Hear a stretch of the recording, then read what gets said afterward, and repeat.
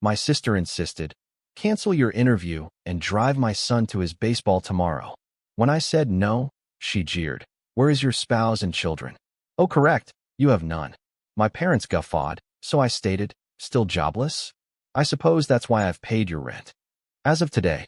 Emotional hook. Have you ever had a moment where you realized the people you loved most were treating you like an ATM and a taxi service, not a human being? For years, I let my family walk all over me, until one Thursday night, a single snarky comment from my sister shattered everything. It wasn't just about a job interview. It was about my entire life. What the hell happened next? My name is Caleb. I'm 33 years old. I'm the oldest kid, the default babysitter, the one who knows where the spare keys are and how to unclog a sink without making it a crisis. I'm a chef. Not the TV fancy kind, but real kitchen, double shifts, burns on both forearms like little white flags. People think chefs party at 2 a.m., but most nights, I'm just washing prep tubs and doing math in my head about food costs and rent. I keep my knives sharp and my feelings dull. It's just easier that way. In my family, I'm the steady one. Translation, I'm the guy who never says no. I move couches, I change tires, I answer texts that start with quick favor. I track birthdays, I bring casseroles, and I know exactly how many spoons are left at my parents' place because, seriously, spoons disappear faster than money. My sister is Bree. She's 2 years younger, and she's been golden since birth. She's the kind of person who can miss a payment and still charm the landlord. She has a son, Tyler, who's 10 and obsessed with baseball and YouTube. My parents? Oh, they love Bree and Tyler loudly. Me? They love me quietly, with chores and assumptions.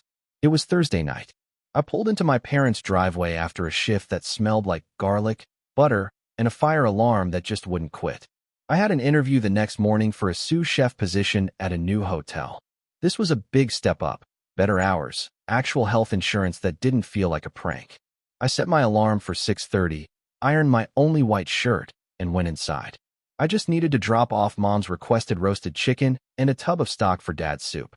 Bree was on the couch, scrolling, completely oblivious. My parents were at the table, playing cards, like their house ran on nostalgia and debt. Hey, I said, my voice tired. Chicken's on the counter. Don't forget to refrigerate it. Bree didn't even look up. Perfect timing, she said.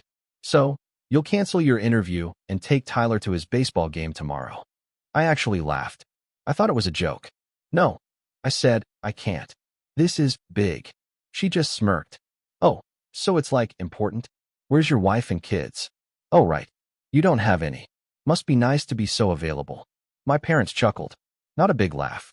That small, mean family laugh that says, we agree with the subtext. My ears burned. I took a deep breath, trying to keep my voice even. I'm not canceling, I said. Bree rolled her eyes. Fine. I'll tell Tyler his uncle thinks work matters more than family. Mom sighed, like it was a stage cue. Dad stacked the cards too loudly. The whole room felt like it was pitching itself toward me, waiting for the usual capitulation. But I didn't give it. Not then. I just said, I'll text you after my interview. Put the lid back on the stock, and left. I walked out of my parents' house with garlic on my hands, and that laugh was caught in my throat like a bone I couldn't swallow. I didn't become the family driver / loan officer / cook overnight. It happened the way kitchens get dirty, one small spill at a time, until the floor is sticky and you're practically skating on it. We grew up in a 2-bedroom with a tiny yard. Mom ran a daycare. Dad drove a truck. We were fine, not great. The lights stayed on. The fridge was full if you liked leftovers and coupons. For birthdays, we got one present and a store cake. If the present was big, the cake was smaller. That's how you balance books when you don't call it balancing books. I learned early that food makes people quiet.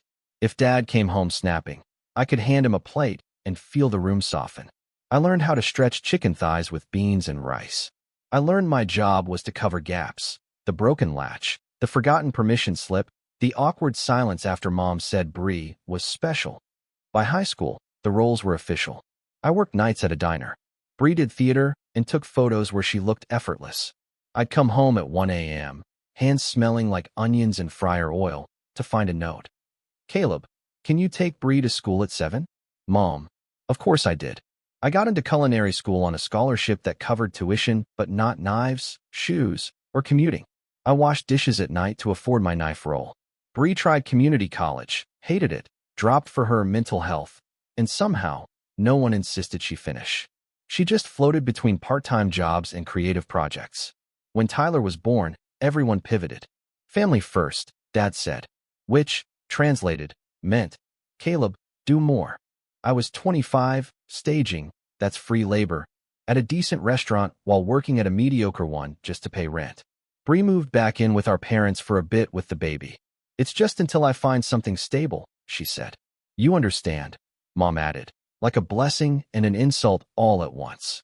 I stepped up. Of course I did. Formula is expensive. Diapers are double that. I started dropping off groceries on Sundays because I was already batch cooking for myself, and adding one more pan of lasagna didn't feel like much. I covered their internet when it randomly got shut off. I paid Dad's copay the time he forgot his wallet. I bought Bree a used stroller, then a crib, then a car seat because hers was expired. She said, expired, like it was milk, like it wasn't her job to plan before things went sour. When I got my first real promotion, from line cook to junior sous, I told no one. I just bought myself better clogs and paid off a credit card. I upgraded my phone because the old one died in a stock pot. I didn't celebrate. Celebrating felt like tempting fate, or worse, criticism. Must be nice, Mom always said whenever I had something new. The rent situation started as an emergency. Bree's name was on a lease with a boyfriend who left. She was short just this month. I sent $850, then $400, then $100. The numbers blurred. She texted that she'd pay me back when her photography took off. I asked what took off meant. She left me on read. Then Mom called. Bree and Tyler are moving in for a while, she said. The apartment is too much. How long is a while? I asked. Don't be cold, she replied. The house filled with kid noise again. Tyler's laughter made it hard to be truly mad. He called me Chef Uncle and asked if garlic was a vegetable. We made pancakes shaped like dinosaurs. I taught him to crack eggs with 2 hands. I watched Bree scroll while I packed his lunch. I told myself I was doing it for him. A pattern set in. I'd get a quick favor text from Bree at 3 p.m. about a 4:30 p.m. pickup. Can you run Tyler to practice? I'm editing.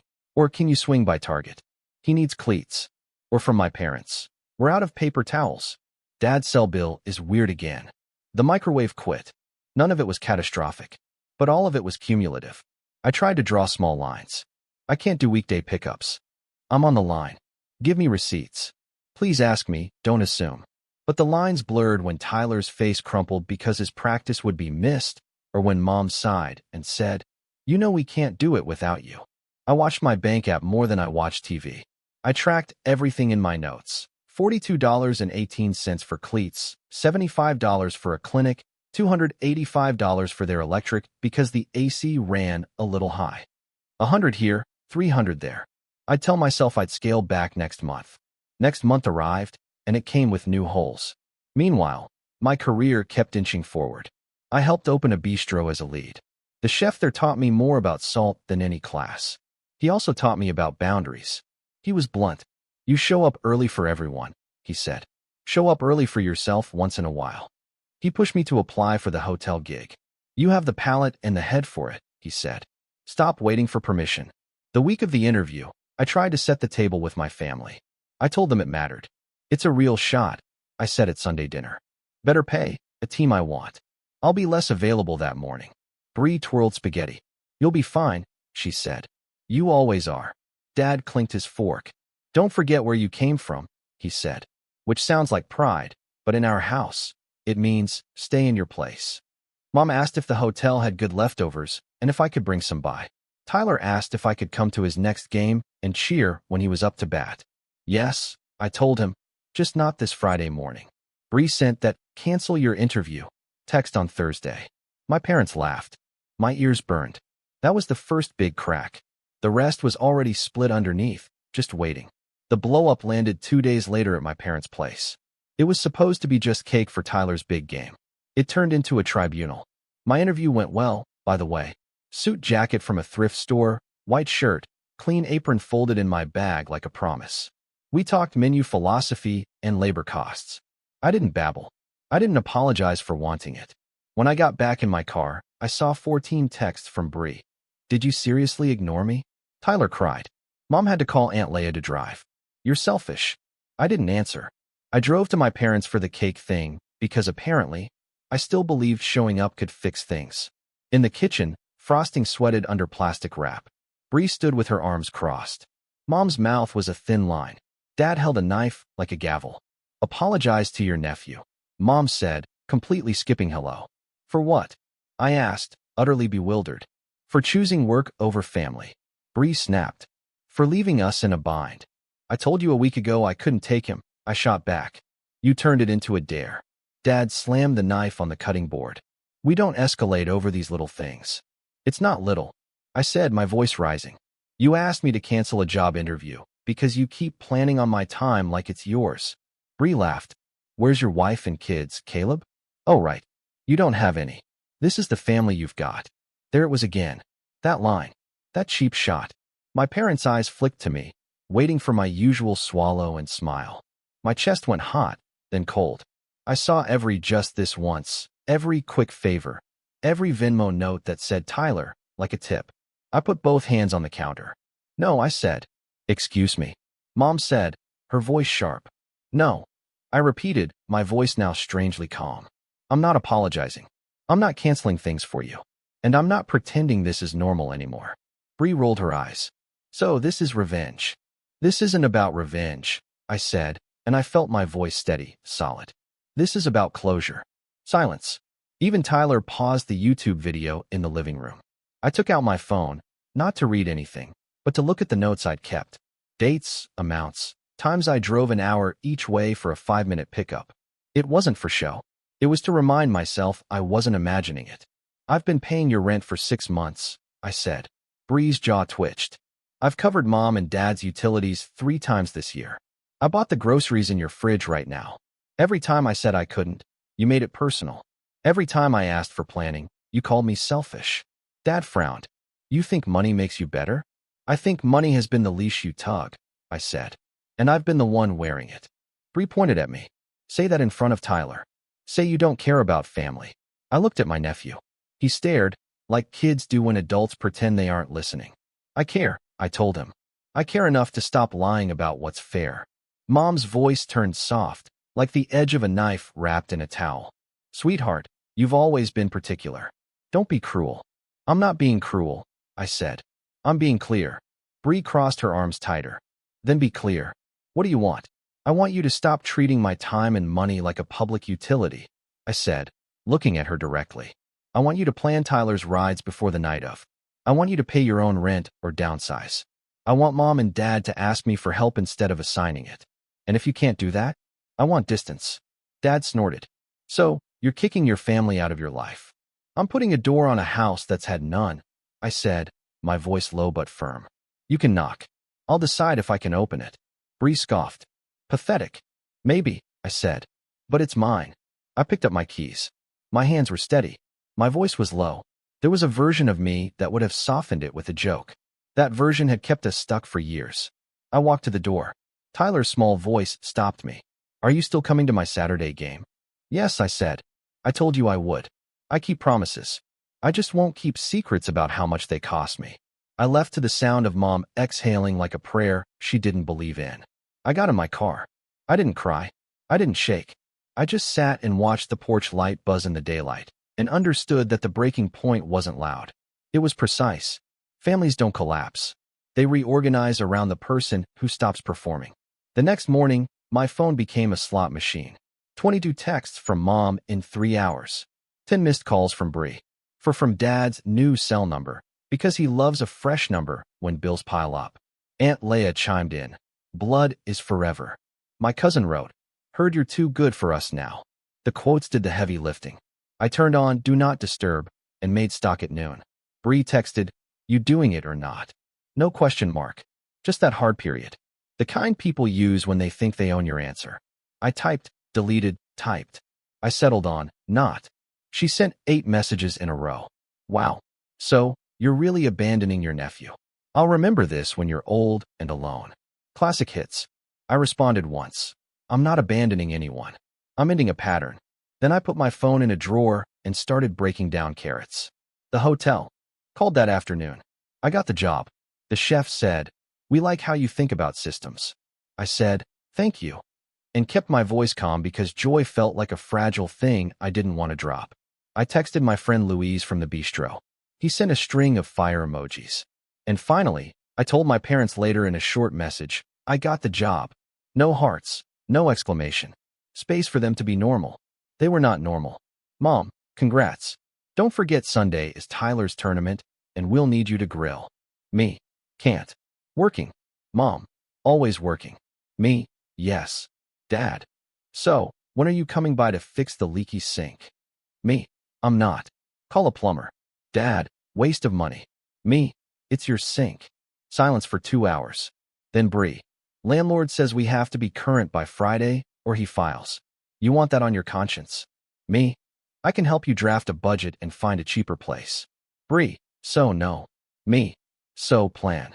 The next day, Mom pivoted to kindness as a tactic. Made your favorite lemon bars, she texted. A photo followed. They looked perfect, she added. Come by tonight. I stared at the photo the way you stare at the past. I typed, thanks. I'll pick them up after work. I went at 9 p.m. when I knew no one would be awake. I took the lemon bars from the porch like a thief and left a note. These are great. It wasn't unkind. It was how I could do it. The first real test came Saturday at Tyler's game. I showed up with a camp chair and a bag of orange slices because my brain runs on autopilot for sports. Bree saw me and lifted her chin like she was smelling a lie. Mom whispered to a friend.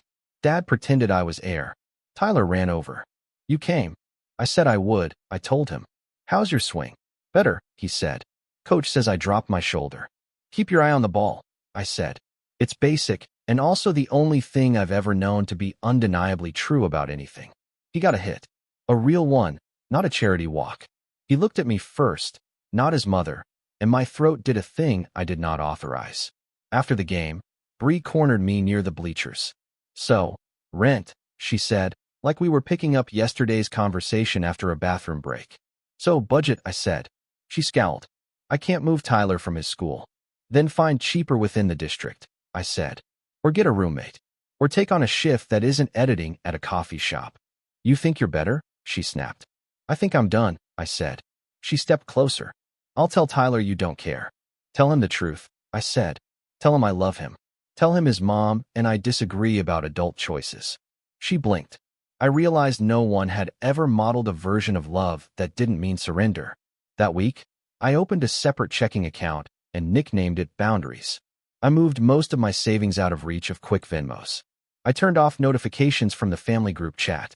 I told my new chef I needed Sundays off for the next month to reset my life. He nodded.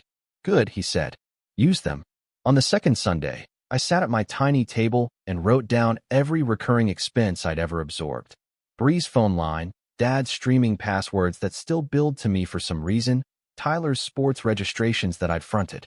I canceled what I could. I sent 3 texts. To Dad, Disney Plus is on my card. Canceling end of month. You can start your own. To Mom, please stop putting my number on forms as the emergency for bills. Use yours. To Bree, I won't be available for weekday rides. If you can't find someone, call the league. Many parents carpool. The replies came fast and dramatic. Dad, ungrateful. Mom, you're breaking my heart. Bree, hope your fancy chef friends can come to your funeral when no one shows up. Muted. 2 weeks into the new job, I met with HR and set my beneficiaries, a thing I'd put off forever. I listed a charity I care about, Louise, and a note that said, if Tyler is over 18 and in school, he can apply for a one-time grant. It was private. It was mine. It was a way to love a kid without funding an adult's choices forever. There were cracks in the storm. One was a voicemail from Dad at 11:43 p.m. Sink's fixed, he said. Plumber cost $180. Robbery. Then a smaller voice. Worked fast, though. He hung up before the thank you could sneak out. Another crack. Bree texted me a photo of Tyler doing homework. He asked how to multiply, she wrote.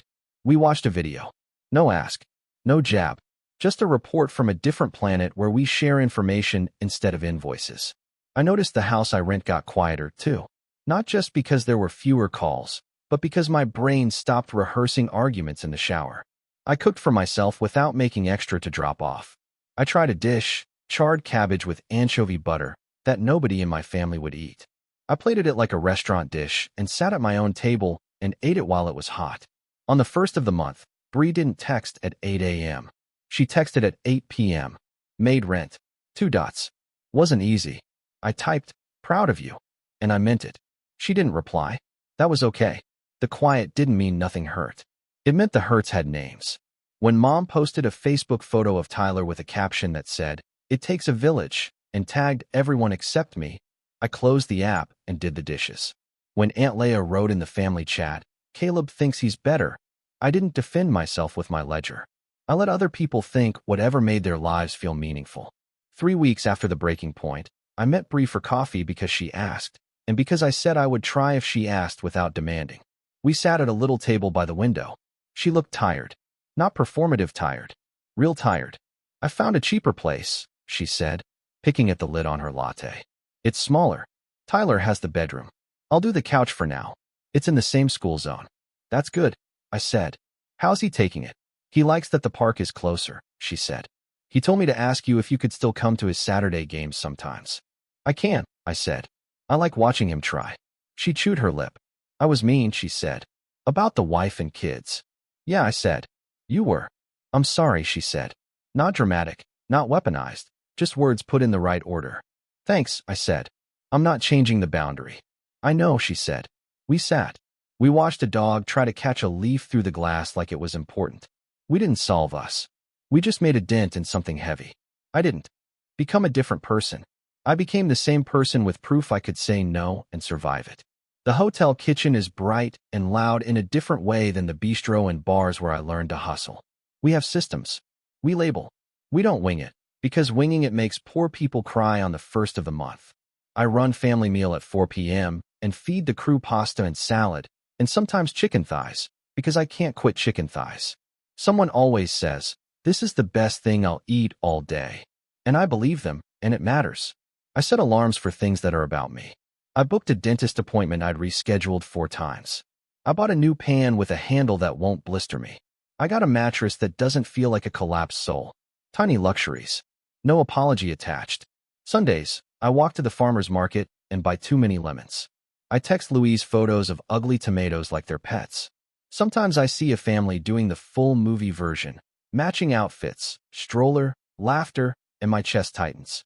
I used to think that meant I'd failed. Now I think it means I'm human. Bree and I are not best friends. We are not enemies. We are people who share a childhood and a kid we both love. She sends me Tyler's schedule on Mondays now, instead of hours before the game. I circle 2 dates a month and write Tyler in my notebook like a reservation I'll keep. When I can't make it, I say so on Tuesday, not on Friday at 5 p.m. Mom still sends Barb texts sometimes. "Haven't seen you in a while," she writes. "Hope the hotel is worth it." I reply, "It is. Hope you're well." Dad calls once every 2 weeks to ask, "You still working there?" Like a test I keep passing. He told me last week the sink hasn't leaked since the plumber came. He said it with grudging respect, like the pipe betrayed him by doing its job. Tyler called me on his own last Friday. "We made stir fry," he said. "I cut carrots like you showed me." "That's awesome," I said. "Did you keep your fingers tucked?" "Claw hand," he said proudly. "Mom says I can use the small knife, not the big ones yet." "Smart mom," I said. He paused. "Are you mad at us?" "No," I said. "I was mad. Now I'm done being used." "Oh," he said, like he had found a new word. I still hear Bree's old line in my head sometimes. "Where's your wife and kids?" And it stings less every time. My life isn't a waiting room for someone else's approval. It's a kitchen I get to run. The last thing I did for me was tape a card by my door, at eye level. Black marker. Simple. Respect is the price of admission. I read it before I leave. I read it when I come home. It applies to everyone, including me.